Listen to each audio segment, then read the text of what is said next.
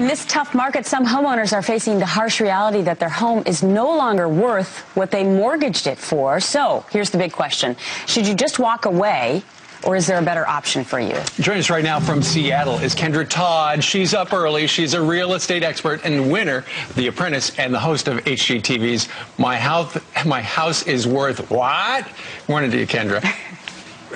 Good morning. All right, let's start with this. A lot of homeowners out there wondering whether or not they should walk away. First, let's do the math. Let's say the original purchase price, we got a graphic over there, is $200,000, and the current value is $120,000. They've gone down 40%. That's the math.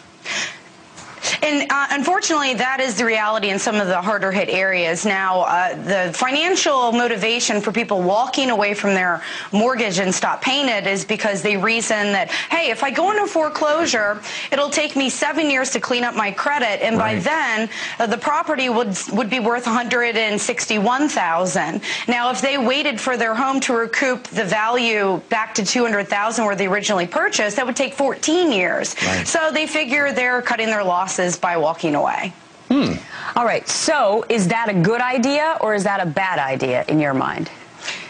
Well, it really raises an ethical eyebrow because what we're talking about here is a strategic default. It's a homeowner who chooses to stop paying their mortgage and walk away because it's no longer a good financial decision, but they still have the means to pay the mortgage. What makes this concerning is the fact that numbers were released that in 2009, 1/4 of all foreclosures were strategic defaults. And that has ramifications on the most local of levels. Okay, so we are talking about the owner options, and so there's the strategic default, there's the foreclosure. The one you like the best is the short sell. Tell me about short sales.